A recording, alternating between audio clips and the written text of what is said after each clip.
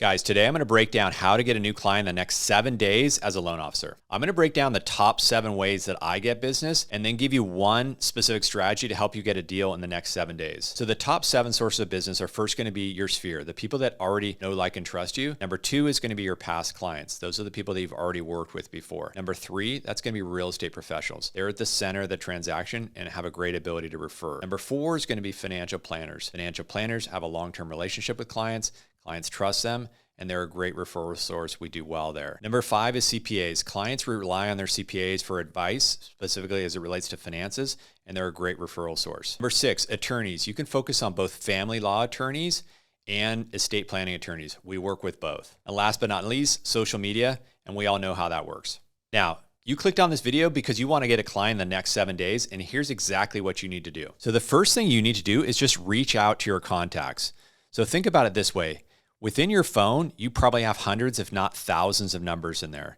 Number 2, on Facebook, LinkedIn, or any of the other social platforms, you have contacts in there. So between all those social platforms and your cell phone, likely there's more than 1,000 people in there. Of all those people, roughly 8 to 15% are going to transact each and every year. You need to be the first person to contact those people to simply do a check-in.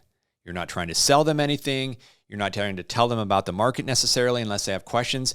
All you're doing is calling to say hello, to check in, see how they're experiencing life, how's their family, how's their job. It could be a combination of phone calls, slide dials, text messages, and emails. But the point is we're doing massive outreach for a solid week to each and every single person you've ever been in touch with before. Now, when you ring this person or reach out to them, this is exactly what I would say. First off, there's a good chance that you haven't talked to that person for a while, so I would acknowledge that.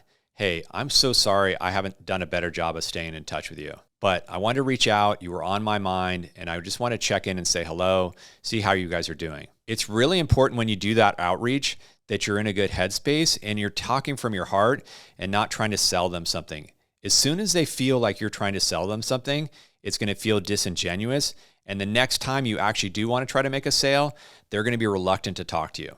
I can tell you definitively that a lot of people have some challenges right now. There's almost $1 trillion in credit card debt right now, so many people have credit card debt. They might need some help there. They might have some other challenges they're dealing with, either in their job, their personal life, or their business. This is a good opportunity to see how you can be of service. Again, zero sales, just checking in to see, hey, how are things going? Is there anything I can do for you? Maybe they're working on a home improvement project, and you happen to know contractors in the local market that are actually trusted and reliable, and you can say, hey, how's the house? Do you guys have any projects going on? Maybe I can give you a second opinion on some quotes, or just double check that that contractor you're working with is actually a trustworthy contractor. There's a lot of areas to provide value to clients that go beyond closing that loan. And that's the gateway into having a great conversation, is by simply showing up, acting like you care. Hopefully you do. And at that point, you can spark a conversation that's genuine and heartfelt. And now they're more likely to open up and talk about any things that they've got going on. One of the best originators I know right now that's based in California did 512 phone calls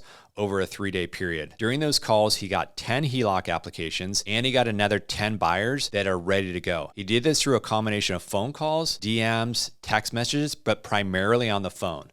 So I'm going to make a challenge right here. If you can do 100 phone calls for the next 7 days, I guarantee that you will get a loan. There's no question in my mind that you will be successful as long as you actually make those phone calls and you're in the right headspace to hit the phones. If you're serious about taking on this challenge, comment below how many calls you're going to make over the next 7 days. And remember, it's natural and normal to have some call reluctance. You're going to tell yourself 17 different reasons why you shouldn't make those phone calls, why nobody's want to hear from you. But I promise you that if you call and you have a genuine conversation, people will be grateful. We love to talk about ourselves. People love to share what's going on in their lives. So it's really important that you make those phone calls and don't let anything get in your way from picking up the phone. Guys, if you like this video, hit that subscribe button and we'll catch you on the next one.